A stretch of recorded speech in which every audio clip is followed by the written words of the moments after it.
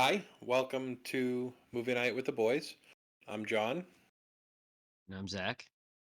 and this is our weekly podcast where we talk movies. This week we're talking about Lawless from 2012, directed by someone I'd never heard of before and probably never will again, John Hillcoat. Um, the movie is based on a book, The Wettest County in the World, which I did not know that the first time I saw it, actually. Shia LaBeouf played Jack Bondurant. Tom Hardy played Forrest Bondurant. Jason Clarke played Howard Bondurant. And Guy Pearce played Special Agent Charlie Rakes. Even his name is creepy, man. Like, Man, the straight supervillain. it's spelled Charley, which is just wrong to me. I guess I don't know. Maybe that's maybe that's with the times, I suppose. Um, in addition to those four, there was Jessica Chastain, who played Maggie Beaufort, Maya Wasikowska, who played Bertha Minix, Dane DeHaan, aka Hobgoblin slash Green Goblin from The Amazing Spider-Man. He played Cricket Pate. Gary Oldman played Floyd Banner, and Noah Taylor played Gummy Walsh. Noah Taylor is our nice carryover from Predestination. Hmm. The man of a Oh, thousand shit. faces and no name. With a big lisp. Yeah, yeah, and a really very unique, identifiable face. Yeah. So the the synopsis is essentially it's a movie about a set of brothers who bootleg liquor in Prohibition times. Um, and it's story time. The movie opens with the brothers as kids. They're trying to get Jack. I assume it's Jack to kill a pig, and then presumably Howard kills the pig with the gun for them. Fast forward to the current times, which I believe is 1931, Franklin County, Virginia. Um, the Bondurants are selling uh, bootlegging to pretty much everybody in their county.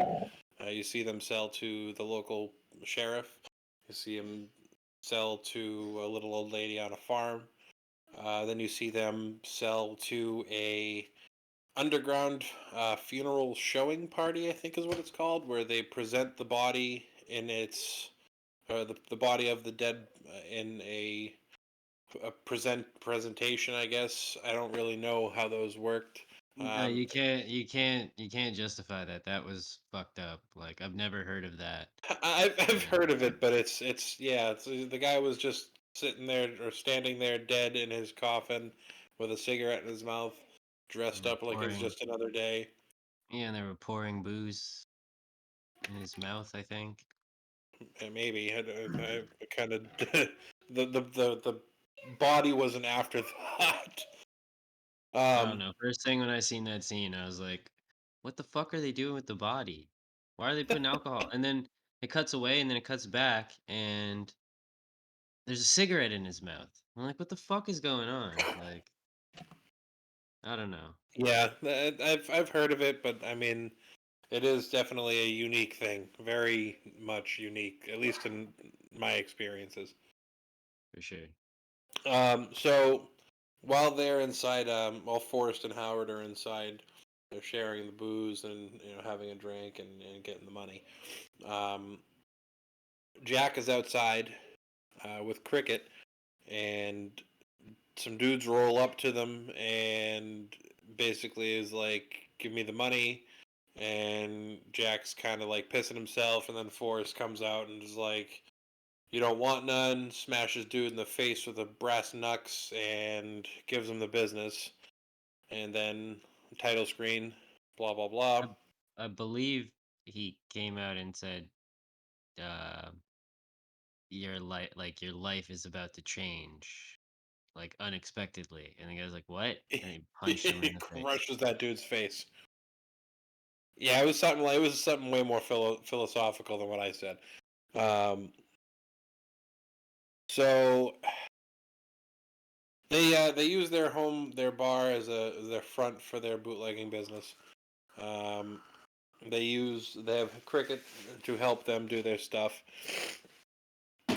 So one day, Jack, the youngest brother, he is in town, and Floyd Banner just rolls through town and just lays waste to some, I assume, another bootlegger. And then, oddly enough, winks at Jack like, "Hey, you know who I am." And then, yeah, that was super creepy. Um, Yeah, I have James Gordon with a Tommy gun. and the creepiest mustache I've ever seen. It Yeah. was like a pencil mustache. Um, so weird. It was just right on the top lip, just right resting there. Um, so they do their little look back and forth, and then Floyd, for whatever, doesn't care about witnesses and just walks away. Um, and you meet Maggie. Maggie shows up to the bar and asks if the job is still available.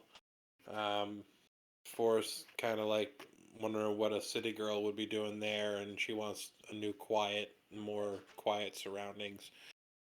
So Forrest hires her, and then local PD shows up with douchebag number one, the district attorney, who's just sitting in the car all proper with his fucking pinky up. Um, the police are like, "Hey, um, they want a slice. We want to keep things cool around here." Rake's the creepiest supervillain ever to see the screen is like, this could be easy. It could be not. He's not anything like German or Austrian, but you would think just looking at him that the most German accent should come out. I have to say I was waiting for either like something like that or like a French, like something like a some kind of accent, but that he's just like, yeah, from I'm here to change Chicago, your life. Like Christoph Waltz, right? Yeah, it something was like kind that. of weird. It would have fit the Why supervillain did he vibe that have he no had eye? Why did he have no eyebrows? to make his forehead look menacing. I don't know, bro. Like, and Because it was like that, squished dude. too. It was Yeah, but then that center part was like like somebody must have taken like a a little razor toothpick, and just a toothpick, and I mean, like yeah, dude. it's just the craziest thing. He should have been a supervillain in a superhero movie for sure. Jeez. Um, And so Tom Hardy looks like an old man in that sweater.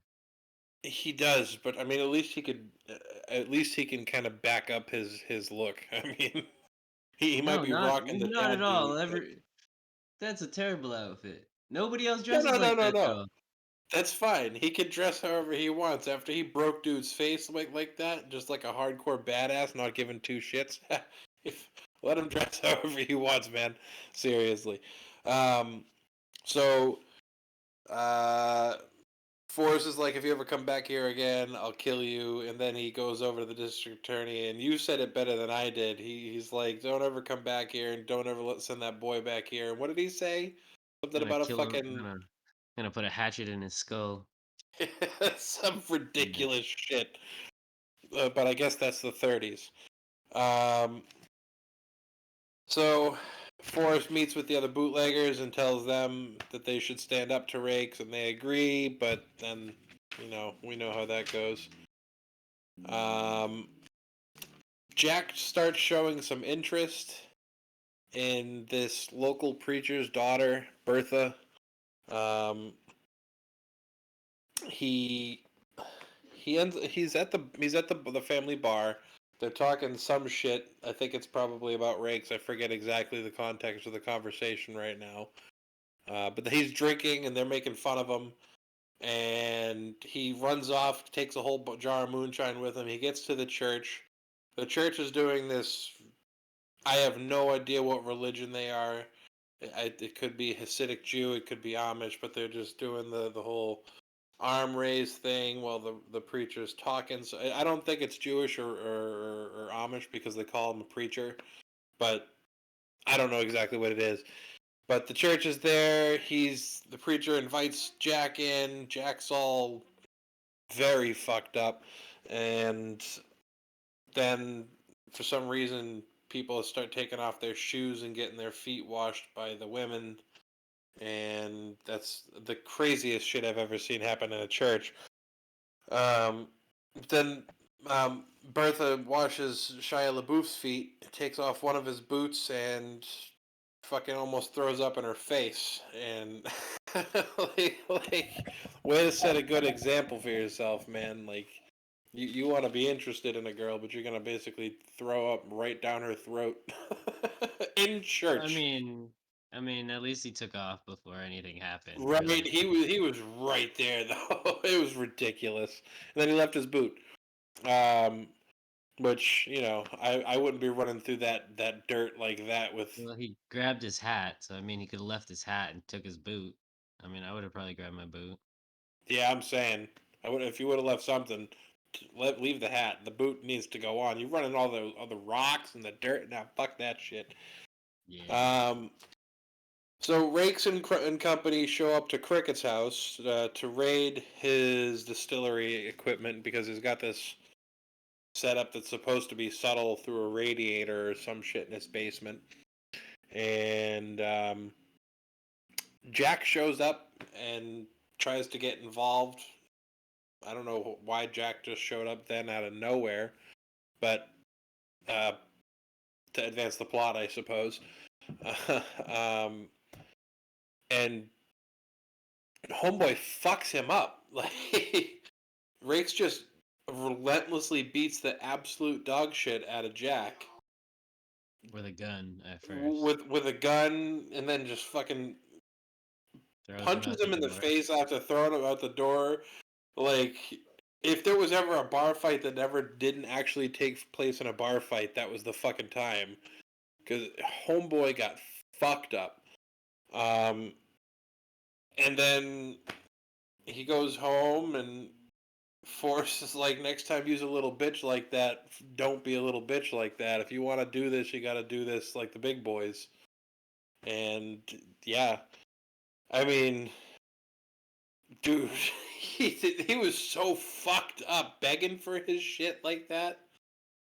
Yeah, it was pretty messed up.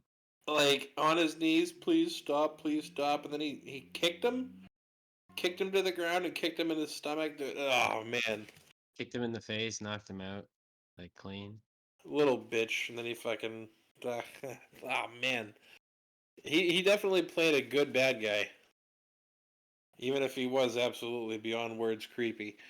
Um, so the cops show up to the bar to arrest the Bondurants for their illegal moonshining and bootlegging, and Forrest goes, "Have you guys met Howard?" And he just busts out the door, Bear Jew style, and fucks that dude straight up, Yeah, like bare screaming bare like, fisted him. "Oh no!" He burst out the door. You gonna arrest me? And then just literally just punched the shit out of the two guys. And then when they're get out of here now, don't forget it ain't personal. Like, okay, whatever. Bye. Right? Like if imagine that shit now. Dudes showing up to arrest you, you fuck them up. They have to leave without arresting you. What the fuck, man? That shit would never happen. Um, Now we find out for some strange reason that Rakes is like apparently staying right next door to Maggie at some. I'm assuming she's at a hotel, and he says that she doesn't have to worry because he doesn't use other people's greasy cups. And it's the most fucked up thing I've ever heard a man say to a woman on screen, I think. Well, Because it's just he was trying to cold. get information from her, and she's just like, "Yeah, no, I'm good." Tried to get away from him, and he's like, "Yeah, you don't have to worry about me. I don't drink from, greasy cups." Ugh, gross. What a fucking condescending cock. I don't even know what that means. So It's basically like she's dirty and he wouldn't want that. I drink from her Um, cup. I mean, she is pretty attractive. Um, in the next scene, Forrest tells Howard he needs him to be there for these guys meeting him. It's the new clients from Chicago that want to buy some of their booze. Um, Jack goes to impress Bertha wearing their father's suit, which I don't know why he thought that would be impressive. It was like the most boring suit I've ever seen ever. I mean, It for was like the flat gray, right? no, it was beige.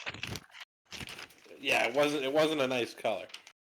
I mean, for the times, it was nice. I mean, I suppose the chick. she was all about it. I guess Well, I mean, cause she look at like what she had to wear, right? yeah, Like she she looked like a basically, Little House on the Prairie. yeah. Yeah, so I suppose I guess it makes sense for 1931. Just goddamn, how bland. Um. Uh. So he shows up to impress her, and he's acting all tough, and then he sees her father, and he chicken shits right the fuck away.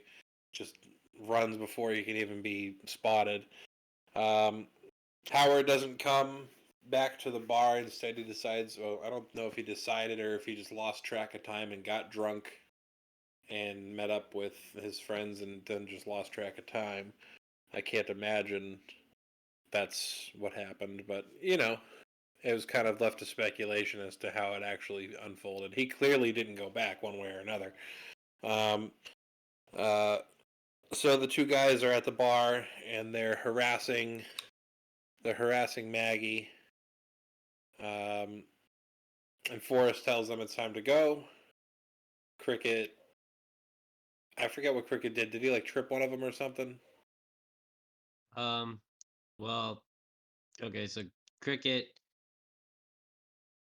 The two guys, yeah, are talking to the chick, harassing her. Cricket starts, heading towards the back, and then you hear ruckus, and then Forrest comes out, and And he then fucking dominates homeboys. well, no, and then the guy is like, I asked for another bottle, and the bitch said she would give it to me, and then she stabbed me, and then Cricket's like, no, he pulled a gun, and then she stabbed him,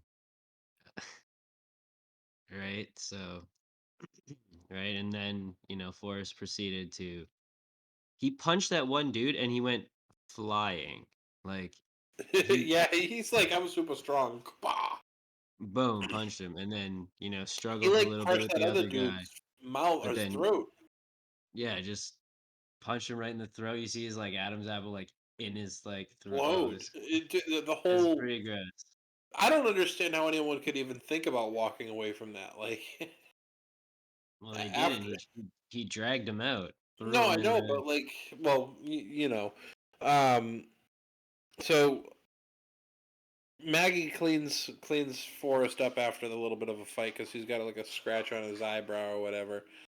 Those guys get thrown out outside. Um, she starts showing like she's got these feelings for him. And he's, cold, stone cold, absolutely emotionless, humorless Boris Bondurant. I think Um, he's just socially awkward, so he just doesn't know what to like. Doesn't pick he up on those maybe he's cues. never been in that kind of a relationship before. I mean, it's legitimatately left to no history prior to that, except for the fact that apparently he's immortal, and they're all immortal, which we had. No, he was in the war. That's why he sleeps on the floor. Oh That's yeah, why, you know what I mean? That's why he has like he kind of has like that social awkwardness is because yeah. he was in the war. Yeah, okay, that makes sense then. But we did totally forget to mention the fact that him and the family are allegedly immortal. Um, like they got sick and they made they got over it and blah blah blah. Um, Yeah, well, they're not immortal. They're just unkillable. which is basically the same thing, wouldn't you think? No, because immortal means you live forever. Oh, unkillable means you can't be murdered or killed. Yeah, Yeah. Okay, I could see that. Okay. Um, I mean, so I think after that, you could still kill immortals, but immortals live forever. It's this whole thing about the legends and Forrest believing his own legends, I right? get So you. it's I get you. kind of like It that. makes So sense. It makes sense because the unkillable thing versus how things turn out. It makes sense. yeah, but Um, no, but it comes up later on in the movie, and we'll talk about it when it does. But okay, we'll get there. So after she cleans him up, Cricket and Maggie have both left. Forrest is closing up when he notices that the truck hood is open, and he goes over to check the hood and looks underneath and says that ain't right. And the hood slams down. One of the dudes that got fucked up earlier grabs him by the wrists. The other dude shows up behind him and actually says something about him being unkillable, and then slices his throat, like straight up, just fucking bloody deep slices homeboy's throat. yeah, like jaggedly too, like not a It's not like clean. it had to have been a very blunt, not sharp blade. Like it was almost like Yeah, they had to jab it in, and they yeah. To wrecked be his throat. to be honest, I don't understand how he's. Yeah, I mean, it doesn't have to make sense, but he grabbed his throat, and I guess he held it together well enough that he was able to keep it from bleeding out. They must have not gotten an artery, but Yes.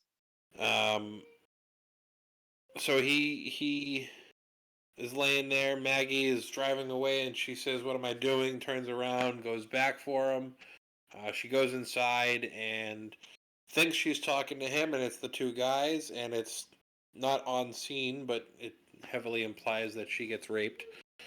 Um, after that, the we get to the hospital where Howard and Jack are visiting him. He's alive fucking some way. Um, and the nurse says, "Don't let him talk." And after she leaves the room, he's like, "You should have been there, Howard." He's all fucked up. He's like, "Yeah, I know, fuck." Um, uh, we should have been there. I think they're back at the bar when Jack's like, he's kind of talking shit to Howard, and then Jack goes back to the hospital to see, well, not to actually see Forrest, but he goes and steals the key to the barn where the booze is held. Uh, Forrest catches him, and he somehow manages to play off the whole not actually being there to check on him. Um, but still manages to steal the key, which is beyond me. I feel like Forrest would have been a little bit smarter than that. I guess not, but I mean, he was in a hospital bed, so he's nah, maybe been on that's something too. yeah. That I guess that can speak on something. That's fair. Um, but he takes the key. They steal him and Cricket take the booze. They drive it to Chicago where they set up a meet with Gummy Walsh. Um, Gummy double crosses them and throws them both in a hole where just before they get shot to death in basically a hole, monkeys in a barrel thing, Floyd Banner comes out of nowhere and is like, "Oh, no, no, no, you're not killing them." They get out of the hole and Well, he said, "I'm from wherever," like, you know what I mean? Like he said, "I'm from this place," and then Buddy's like, "All right, get him out of the hole," right? Because he's like, "Oh, they're from like they're like from forest." I can't remember what it's called now. Something Stone maybe or something like that. They say where they're from, and they know the Bondurant's out where he's at. Um, Floyd brings brings Cricket and, well, I think it's just Jack, but maybe it's Cricket and Jack. They're in his office, and he tells him he'll give him 3.5, and that he had nothing to do with the attack on Forrest. And Jack says he wants 5, and that That's what he was told he was going to become when he got the sale. So he convinces Floyd Manor to give him $5 on the barrel, Yeah. which I guess turned out to be $2,000, which was a fuck ton of money back then. And then Floyd gives him a note after saying that he had nothing to do with the attack on Forrest, but he knew the guys that did. He gave him the address, and he told him that Rakes was the one that hired them. And he starts a relationship with him from there, basically. But when Jack comes back, Forrest is waiting on the porch for him, and he throws the money on the ground. He says, "This is You know what?" that's 400 barrels. But I feel like the barrels were actually the jars. So if they have They were, if they have $2,000, it's $5 a barrel, right? yeah, 2,000 divided by 5 is 400. yeah, and they only had little cases with mason jars in them. So I'm thinking But they were still, it's calling them still okay. barrels. So yeah, maybe a jar is a barrel. Who knows? But that makes sense. But that's a lot of Yeah, jars. that's what it. Yeah, fuck yeah, it was. Um, so they start that, they start a good partnership there. Floyd's going to be the regular buyer for that. Jack comes back and drops the money on the ground at Forrest's feet. Forrest kind of kicks back and says, "Look at you," and they kind of bicker back and forth, and it ends with Jack saying, "Need me to do anything else for you? Sweep your fucking floors." And then he walks into the bar. Um, Then Jack goes and buys the nice new car and a new suit, and he goes and tries He to does show off with he doesn't buy a new what? car. No, not yet. Oh, it's a little further on. He does buy Yeah. a new car though. He buys a suit and then he goes to see the girl and they take the pictures. Yeah. Okay. Yeah, that's right. So he does the pictures with her, and he goes back to the bar where he finds Maggie. Maggie. He asks if they where they were, and she tells him that they went off to do their thing. He gets all pissed off and drives over there. By the time Well, he gets there, he knocks on the door. she doesn't tell them. Like she doesn't tell them. Well, He's like, "Where he are figures they?" it out. It's like, "Where are they?" And she doesn't answer him and he's like, "Oh, they went without me," and then took off. Yeah, So, he figured it out. That's right. She told him without saying a word. Because she didn't want him to do it. She didn't want him to do all that because she was still in denial of the whole attack on herself. no, I think that she she denied the whole rape thing. there's that, but I mean that has nothing to do with it. That's the whole thing. Like Forrest probably said, "Don't tell Buddy." That's why they went is because he wasn't Uh, around, yeah, that's true right? too. Yeah, The whole he thing didn't. was Yeah, not to involve him. So she's not going to tell him for that reason, not because she's denying what happened to her. It has nothing to do with what happened to her. yeah, it's like Forrest to say something like not tell her. Makes sense. So he drives over there. Howard opens the door, and um, then he says, like, "Don't ever let them tell you that you don't have balls. They always said, or we always said you don't have balls." And then you see them all fucked up in the background while Forrest is all fucked up, not fucked up, but covered in their blood. And then you see Howard gives Jack the bag, which we find out after. So they get to Rakes' apartment. He's got this. I want to say she's a black girl, but she was really. She could have been. She could have been anything, honestly. I mean, she was really light skinned, so maybe she was. I don't know. No, she was straight African Okay. American. Like she had a small little like afro and everything. Okay. I missed that. I was probably making sure that I didn't have little eyes running around at that point. Um, but she's sitting on newspaper, and I don't really think it ever explains that, but I feel like it's indicative of something that's supposed to be creepy. But he gets a knock on the door, and he grabs his gun, and he kind of does the whole creepy open the door thing slowly with the gun. And then he finds a little bag on the ground. It's all got the pink frillies, and he opens it up, and out comes two testicles. Which They're in a jar. yeah, but And he smashes the jar on the the jar ground, and falls, and she screams. And well, he smashes it. does he smash? I thought he dropped it. No, he got angry and smashed it on the floor. Oh.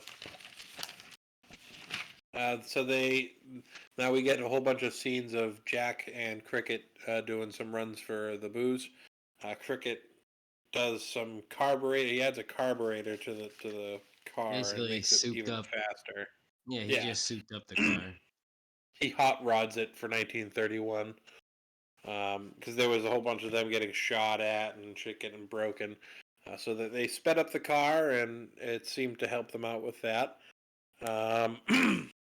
Uh, though the Bondurants were making money hand over fist at that point, you could see other people were suffering. I mean, it was kind of shown. But so he narrated that little spot, and he said that while he looked around and he saw people suffering and people weren't getting ahead, but he never realized it because it never affected him the way it affected them. Essentially, Basically, he was he busting his ass. he was working and he didn't really notice the ins and outs of other people's misery because he was so not goal driven, but he was focused on growth for him and his own. But it obviously didn't go unseen because they showed the scene. They showed a whole street full of people with no work, all Yep, their stuff on the side of the roads. yep, yep. Certainly did. Um, So you kept seeing people getting attacked by Rakes and his men. They were breaking distilleries left and right. Then it says I forget. I think it was still Jack narrating it, but something about a cousin, I believe, was one they decided to tar and feather. Um, Forrest and Maggie end up hooking up in Forrest's room. They start their whole relationship or whatever you want to call it there. And then the next morning they wake up. First out comes Maggie and she sees it, and then Forrest comes out, and on the porch is their cousin, tarred and feathered, with a sign on his neck that said "bootlegger," which I think was actually a more common practice back then. I feel like I used to hear about it more, but it's still kind of fucked up, kind of really fucked up. Then Jack brings Bertha to after he gets his nice new drop top car. This is where the drop top is. So he's got this drop top. He brings her for a nice drive. Tells her to, I think he said like live a little or something like that. Um, they go for a drive. He brings her to where the new distillery is. It's got a nice big setup that's hidden in the woods. They got multiple stills so they can produce a lot more booze. He has her wear this dress that's all yellow with. Well, Fuck. he doesn't have her wear it. Well, he He gives it bought to her a her. dress. You know what I mean. He bought her the dress. It was a yellow dress with what was on it. I'm not sure. Flowers, maybe. I think it was flowers. There was some kind of a design on it, but he asked her to wear it. She said yes, and she said don't look. She got behind the car and changed. Now that I'm thinking back on that scene, that also indicates that it's entirely possible, since Rakes and his men were behind them, that they saw that, which gross. No, They didn't spot them until they were walking towards the thing. Okay, all right, yeah, because they were there. They were close enough to be at least able to follow them. So they followed Jack and Bertha into, well, not into, but to the distillery. Howard's drinking over in I want to say like a crow's nest. It's a lookout, yeah. Yeah, yeah. As It's like a Cricket says Howard's in the lookout. yeah. Um, he sees Rakes and the men, and he says like fucking Jack or something like that. Um, Couple seconds later, after Cricket, Jack and Bertha are in the stills showing off the equipment. You hear Howard yell. He yells this really weird yell. He starts howling. Yeah, well, the howl, but it's almost like. Did you hear how it changed tones? No, it was just howling. It, was, Literally in the subtitles, it said howling. it just sounded weird to me. I It don't know. was I just know. I know weird. it was howling. It just It was really just sounded weird. weird. It was just him doing it weirdly. That's it. It was Okay, just then that's howling. what it was. Yeah, nothing strange about it. I guess it was just the way he was doing it. It was Yeah. really weird to me. So while they're howling, Jack Oh, but also too though, on the way there, like they're driving on paved roads. Did they have paved roads in the 1930s? maybe just beginning. I think cars came out in the 20s, so it would make sense that paved roads would start coming then after that. Well, no, it would have been more of cobblestone. I don't know about cobblestone. It'd be more like groundstone. Well, this is things we Well, don't not cobblestone, but like I mean, like no, but I mean again, it wouldn't have been like a paved groundstone. road. It wouldn't have been a Yeah. paved road. Like that was a modern fucking road. Yep. Who's looking at roads? I am because it's a Clearly, space. I want it to be goddamn time accurate. You son of a bitch. Well, I Um, mean, they've been driving on dirt roads the whole other rest of the movie, and then all of a sudden, this one scene, they're driving down a paved road. well, they had to. They updated the car. They had to update the road. Sure, that's sure. that's the They best thing. drove That's the the best fu- thing to They give you. drove the car into a fucking swamp after that. So I mean, that's some bullshit. Yeah. Look at you finding plot holes. Um, It's continuity errors. yeah, yeah. So Jack runs to the side of the barn or the side of the building and pulls a shotgun out of a bit of hay that was in a outside wall. And then he runs back in and tells Cricket and Bertha they gotta go. So they go out one way. Howard comes. Oh, sorry. Rakes and his men come in and they are ready to attack. And Howard kicks the fucking door in their faces. Straight up punches Homeboy in the chest and breaks his rib cage. At Oh least my god! that's what I got out of that punch. Yeah, maybe it was he punched him fucking You square. see him? He punched him in the chest, and then the bone popped out of his shirt. I missed The bo- that. I totally missed the bone. That sucks because I would love to. I'm gonna have to see that again because I love that shit. So I missed the bone. So he breaks that, and then then Jack comes in and puts the gun on him. And why am I blanking on how that? He oh, Jack is talking shit to Rakes on the ground, and then Rakes is like, "You won't do it." He's calling him like a pussy or some shit, basically. And then Jack steps on his face, and they have to run. And so they run, and then yeah, because the backup cops, shows up. yeah, the cops show up, and they take a picture with a DA, and they show the whole distillery behind them, and then they say that they caught Bertha and Cricket not far off. Bertha gets taken away by the cops, and you see Cricket like just lying there on the ground. For some reason, Rakes decides to walk him away. That doesn't look super sketchy as fuck at all. Um, Brings him into a secluded part of another part of the distillery, I assume, and he tries to choke him out, and then he breaks his neck, and then they blow the whole fucking thing up. So, He was mad that Jack called him a dandy. was it a Whatever. dandy or was it a Nancy? Oh, no, it was a dandy. Yeah. That was. I'd never heard use of a word like that either. That was weird. But again, with the times. But yeah, he made fun of, or he's what's wrong with his legs, and then he broke his neck, blew up the building, and then he brushed his hair with fucking a toothbrush. It pans out and um The they boom happens. they blow up the building and then it pans over to the preacher and the preacher's burning the yellow dress. Oh yeah, the yellow dress gets burned too. Right. Which, I mean, that's kind of expected, the whole purification thing. You burn away the You don't sins. even know what the religion is. How can you say that? Oh no, but it's like it kind of makes sense with the way that he was talking to her. God will punish No, you. it's just the fact of back in those times, that's the way you got rid of shit. You just lit it Yeah, on well, fire. burn the witch. There was no significant meaning behind that. That was Burn just the witch. that was just disposal. Burn the witch. It wasn't the fucking Salem times, man. You know, it's fucking hundreds of years later. Jack is back at the bar talking to Forrest. Forrest is talking all kinds of down to Jack, basically, and Howard comes in, and right as Forrest is about to lay into him, he's like, it's cricket. They got cricket, and Jack gets all sad.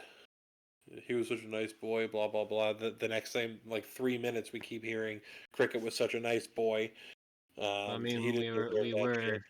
we were at his funeral, so I mean, it's Yeah, well, usual. I mean, yeah, but even after the funeral, when the deputy shows or the sheriff shows up and he's like, "What he did to that boy was a nice boy." I mean, like they just kind of reuse the line over and over again. Well, it was the fact of they wanted to alliterate the fact of they weren't involved in that. Like they had nothing to do with that. That's the only reason why. Like they basically everybody's saying they like the kid. They never like nobody in the town would have killed the kid. Nobody would want the kid dead. That's what Yeah, they're saying. and that's well they when so the bootleggers say it to Forrest when he says it's time to pick a side. The sheriff says it to Jack when Jack comes all pissed off out of the barn after being emo Jack for who knows how long, Yeah. as you called him, emo Jack. Um, No, tells I him you was got to saying talk to me now. they were being emo Well, however you want to call it, he was sad his friend got murdered. murderized. So the sheriff says the same thing, and then you see the rake's toothbrush thing happens before that, but that's still fucking. Seeing it again, it, what the fuck? Yeah. Was there anything that he did that wasn't super villainy? He didn't have a cat. Yeah, He, that's a fair point. He didn't have a cat. he wasn't petting a cat. That was the only thing he was Yes, missing. good, yes. So after the sheriff says he wasn't involved, Cricket was a nice boy. He says this wasn't the end of something. This was the start of something. It devolves. Jack loses his shit, grabs the car and guns off, going after the blockade or at the bridge. Howard goes after him. he was going after Rakes. yeah, basically he Yeah, was going to kill him. yeah. That was it. Howard follows suit, and then Forrest is gonna go, and Maggie's like, don't go. I don't want this to happen. I'm the one that brought you to the hospital, and he thought he walked, is what he said, and Which again they, is they that's the whole thing. Like he actually believes his own legends that's because when that's what she people was like, you said. believe your own shit, and you believe what people tell you about you, blah blah blah. So it does it absolutely. It's actually it seems like it's good foreshadowing too. Now that I think about it, because you keep believing your own legend, Not at and then all. why not? He does end up dying, Yeah, but I mean it has nothing to do with the movie. I guess. It's how That the movie ends. that was literally a comedic throwaway line to end the movie. Yeah, well, the whole scene was in reality, but we'll jump to there in a minute. Um, Jack goes, Howard goes. She tries to stop him. He asked if anything else happened to her that night. She still says no, but he basically figured it out on his own. Um, He Jack could gets just tell she was lying. well, That's yeah. I why. mean, she was kind of wearing it on her sleeve. Um, Not really. It's just that's just the type of person he is. He knows when she's lying. That's just what it is. He's like, okay, you're lying, and then left. So yeah, yeah. She got all bummed out. Jack gets to the bridge first. I think Rakes just like shoots him in the shoulder almost like right away, right? shoots him in the stomach. And oh no, it was the liver. It was like or the kidney. It was on the side. I know that's what it was. And he gets all fucked up really quick. And then Howard shows up soon after. Howard Forrest Howard and a Forrest and driver.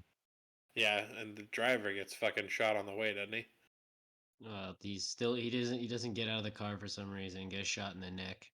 Yeah. Oh yeah, because he got shot in the neck. That's right. Um, Howard gets out. Forrest gets out.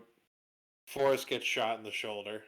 That's who got Well, shot in the shoulder. Forrest, yeah, Forrest grabs Yeah, Jack, and then he starts dragging him away, and then Buddy shoots, he gets and shot. it's the what's his name? It's Rakes and his men. Rakes. Yeah, Rakes is the one who shoots him in the shoulder. Like Yeah, Rakes is the only one who lands shots apparently, except for the guy who got shot in the neck. I don't know who shot him, but Rakes shoots Forrest in the shoulder, and then Forrest is down for way too long. Like I mean, Shia LaBeouf was getting up, and and he he got a got lot shot. shot. He got shot in a way worse spot. Yeah, but he got shot in the shoulder.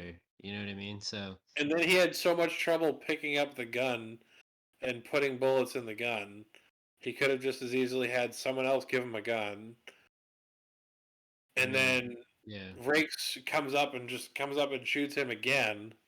Well, no, the sheriff is like, everybody put your like after he gets shot, they're getting up, and then all of a sudden backup comes, right? Like all the other Bootleggers, yeah. townspeople, right? No, it's just that's the townspeople. Oh, yeah, you know what I mean.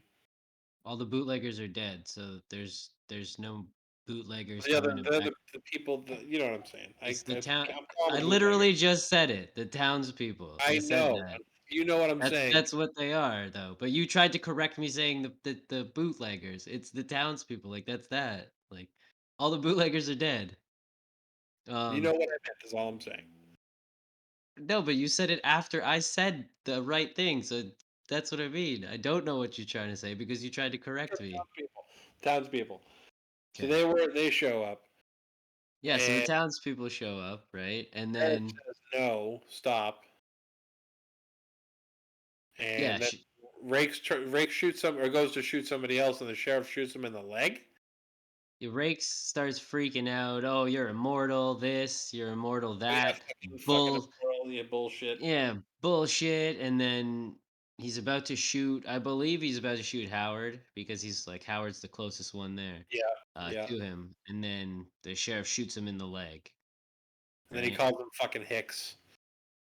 Yeah, and then so Buddy starts freaking out, and he goes to run away essentially. And Walking away then through the crowd. yeah, and Like, then like the ultimate walk of shame. I got shot in the leg. Oh, like game over. He yeah, can't fight no more. yeah, and then while this is going on, Forrest is trying to pick up his gun, He's got and like it takes three him shots in him forever. already. No, he doesn't. He Oh has no, no, one that's right. He shot in the turns around and shoots him he has from the one bridge. shot in the shoulder. So he starts, going after him, and then, Forrest is walking slow as shit, no cover, but he turns around and shoots 3 times, hits him all 3 times, right? Because he's a professional. Well, but that's what I mean, right? Nobody else could hit shots, right? And then after he shot the 3 times, everybody starts taking shots, and nobody fucking hits him, right? Out of all those people, not a single person hit him, They're all stormtroopers. right? And then yeah, so then, Shia LaBeouf chases him into the tunnel. He gets up to him, and it's dark for some reason, like to make it more ominous. I don't know if it's meant to like imply that he wasn't Jack, like he wasn't supposed to see that it wasn't Jack or that it was Jack. I think the darkness was mostly just for Howard to kind of sneak up with the knife. Yeah, I suppose that's a fair point because he fucking did too. He shot so Jack shoots him in the chest, and as he's like all like the most dramatic dying ever, Howard walks up behind him, stabs him in the back, and then lifts the blade. Just yeah, just He rips guts up him. his fucking. He fucking guts him from the back, which is so aggressive. Mhm. Um, and then Rakes bleeds out and I assume dies there on the bridge. Kind of, Yeah, it looks like he kind of dies while standing and just drops. He and didn't die again, like instantly. the death of a supervillain. He's just basically. But yeah, It's no, like I so said, even ridiculous. even the way they showed him on the bridge dead, I was like, that is a dead supervillain. Just that's what he was. He was a supervillain. So So after what looks to be, I think it was like 10 years have passed. The brothers have all managed to still be alive. Prohibition ends. Howard has gone straight and gotten a job in a mill in another town. Um, Jack married Bertha and had some kids. Howard married someone else and had some kids. Forrest and Maggie got married. I think they had at least a kid. no, they didn't. There was how many kids were there? I don't even. I wasn't paying attention. There was They just didn't. They didn't have kids. okay. Well, there was a number of kids there. Everyone except for them had kids, um, and they've all grown. They've all become legit. They're all good people now. They're Yeah, good people. Jack Um, works in. Jack took over Jack his father's works. farm Yeah, doing tobacco. yeah. So they're all at a family gathering. They're all catching up, having a drink.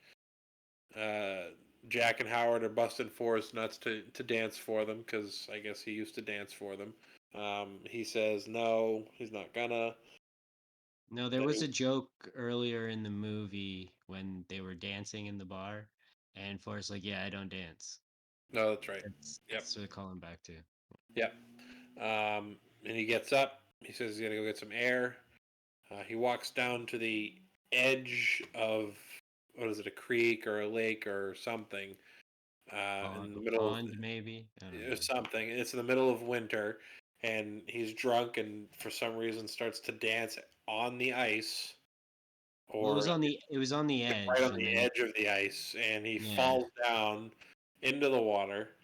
And then you Jack's think narrating. again, you think he dies though because it cuts away after he falls in. He falls fully into the pond. Yeah, and then it shows him getting back up a couple seconds later. Afterwards, right? Yeah, And then and yeah, then and then Jack's Jack's talking talking about about how the guy who hired um what's his name? The cop dude. That guy oh, was he was not Jimmy. arrested. Oh, Rakes. Yeah, Rakes, the guy who who Rakes worked for, that guy was arrested Yeah, for corruption, yeah, right? correct. That's right. And everybody's doing good and then goes on to talk about how Nothing killed Forrest, and then pneumonia would be the thing that got him. basically, yeah. Yeah, And then that's the end of the movie. yeah. Took us a while to get there. It's a lot of movie though. It's what 2 hours, a little bit more than 2 hours. Something like that. Yeah, yeah. So now we talk about the good, the bad, and the meh.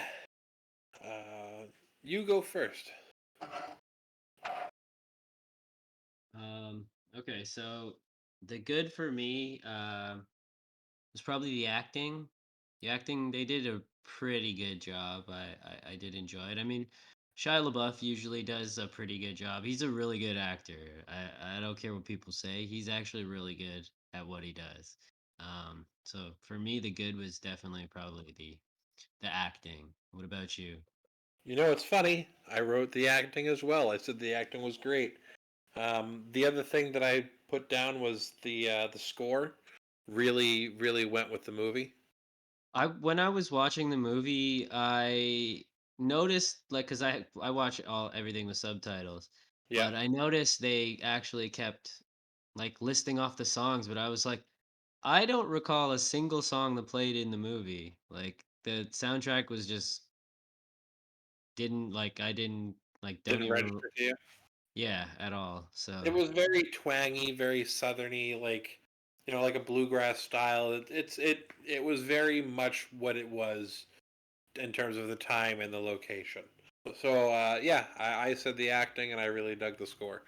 Um, so the next is the meh. Um, and I don't know. I of all the things I could think of, because there wasn't a lot for me.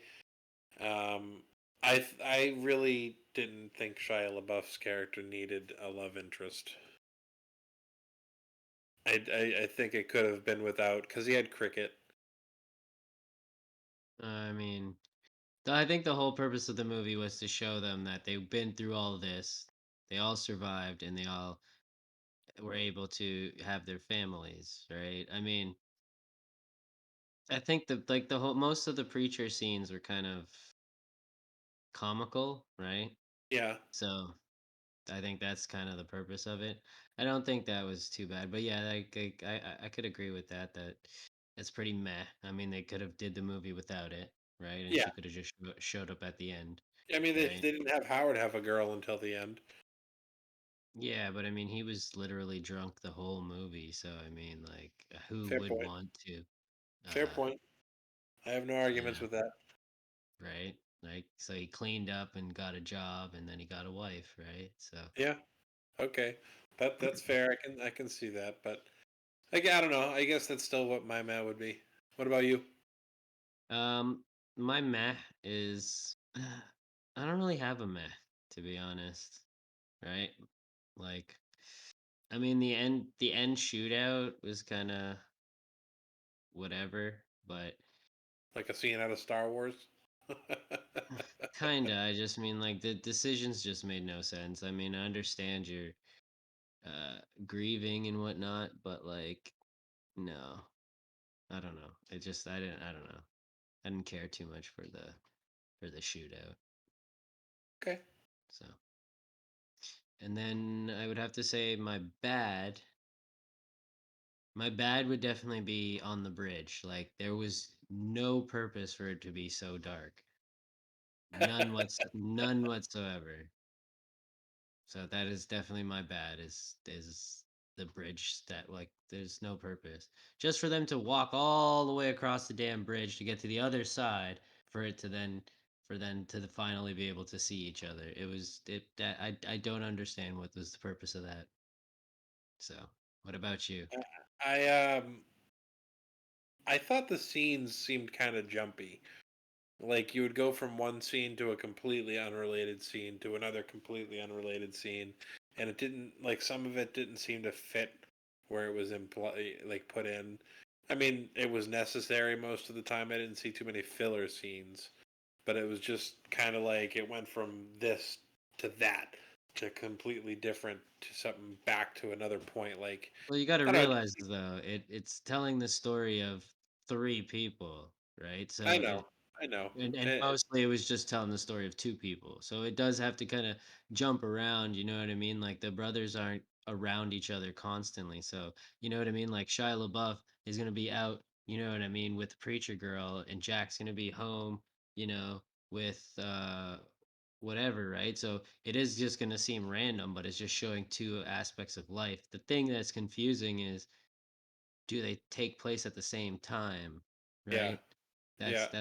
That's what we don't know, Yeah, right? they could have been a little bit more clear about all that, I think. But yeah, it makes sense the way you put it. Yeah. Yeah, yeah, yeah, yeah, yeah, yeah. Did we like it? Um, I did. I liked this movie when I first saw it a bunch of years back, almost a decade ago. I thought it was a really cool idea. It had a lot of big names on it, and I mean that was a selling point for me. A lot of these people I recognized before I'd seen the movie. What about you, Zach?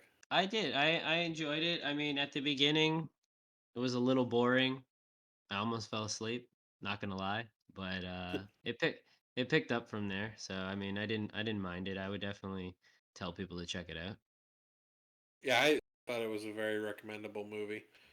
Um, I mean, it was different. You know, westerns and stuff like that wasn't really, you know, Prohibition era movies weren't always a big selling point. A lot of people wouldn't really show an interest in that because it's, I mean, it's taken place what 80, 90 years ago now. I Um, mean, that's not necessarily true, because well, look at it this way: people love that old stuff. but 10 years ago, people were into sci-fi. A lot of sci-fi stuff. You know, I mean, even I now, a mean, lot of it's the most common sci stuff. is sci-fi. So, I Yeah. mean, that doesn't really Yeah. doesn't really Anyway, back your point. this wasn't sci-fi. I wouldn't call this a sci-fi movie. No, no, that's not what I'm saying. I'm saying people aren't like, people weren't interested in sci-fi, and now they are. But it's like, You think? people have always been interested in historical events, right? And this movie is supposed to be based off of an historical event that went down. See, that's the thing about me. I was never into historical events like that. History is Yeah, not but one of my things. oh, there you go, right? Like that's you, right? But there is like they make these movies all the time, so I mean, it is a big genre, I haven't right? gone out of my way to see too many of them. I guess it might be the draw. It might have been the I names mean, for me. think about it, the whole show, like that whole show, Peaky Blinders, right? Never seen an episode. Yeah, but that's my point though. Like it's a very popular show, and what is that show Yeah, about? that's true. The That's Prohibition, true. right? So I didn't know that either. But then yeah, again, I mean, like there was that show that came out a bunch of years, not a bunch of years back, but a handful of years back, Boardwalk Empire with Steve Buscemi. That was also around then. It was exact, just, I exact. loved that Oh show. no, you I know was, what? No, sorry, Peaky Blinders. I think is a UK show. I it think is a UK. I'm That's thinking what I of was thinking. Boardwalk Empires. That's my bad. Yeah, I'm thinking Okay, of so yeah, Boardwalk that's a Empires. good Yeah, show. I like that yeah, show. but that's what I mean though. It's the same shit. So you know Okay, what I so yeah, mean? But it was coming from, instead of following the gangsters, it was following the people who were actually making the moonshine. Right? yeah, That was the only difference, right? But the same period, gangsters were involved in the movie, right? So, yeah. That's yeah. a fair point. Yeah, yeah, Yeah, yeah, yeah. so but I mean, yeah, so now it's time for John's highlights. So my highlight would have been the scene with Tom Hardy sitting on the porch when he's talking to the cops that have come to arrest him, and he goes, "Have you met Howard?" The way that he's able to deliver such aggressive nature without having to even basically lift a finger says a lot about a lot for him, and I really loved that scene. Okay. And what Okay. about your letdown? There's got to be something that you didn't like. Oh, yeah, no, for sure. Gather around, kids. Um, I've got a story to tell. my letdowns, or letdown, the scene that I thought was the worst, it didn't make any damn sense, was the scene where Tom Hardy got his throat slit. That to me was a big letdown scene. And I'll tell you why. Because he literally, like 2 minutes ago, just punched a man about 5 feet across a room into a table. Just punched him, went flying into a table, right? Then beat the shit out of the other guy, right? So you're telling me that he couldn't fucking like headbutt the other dude, couldn't do nothing to get out of that? Couldn't fucking pull his hands away from the guy who just had his fucking throat crushed? Get the hell out of here. That's my letdown scene. It just should have been just somebody just fucking came up behind him and just fucking whoosh, one time. Like that would have made a lot more sense, right? Yeah, yeah, yeah. Um, but for Or them to Sean. like, hold him down, like they were trying to go for that like shock like value, and it was like, no, this is fucking stupid. I just watched him punch a man 5 feet across a room, right? And then the guy holding his fucking arms down shouldn't be able to fucking breathe properly, right? You're telling me that, like, no. It should have just, the guy who got punched across the room should have like just came up behind him one time and just grabbed his head and fucking just like you see in a normal fucking movie, Yeah, right? yeah, that makes sense. It was, and yeah, the whole jagged neck. I mean, Jesus Christ. What did he even cut his throat with? Was it even a knife? It's a screwdriver? I don't know, man. Butter knife? Yeah, so that's my letdown. Okay, well that's entirely fair. I guess I could totally understand why you would feel that way about that. Well, I suppose that'll be it for this movie. So, what can we look forward to listening in our ears to next week? All right, so the next movie we are watching is called The Old Guard. It's an action movie from 2020, and it's starring Charlize Theron, and is also based on a book.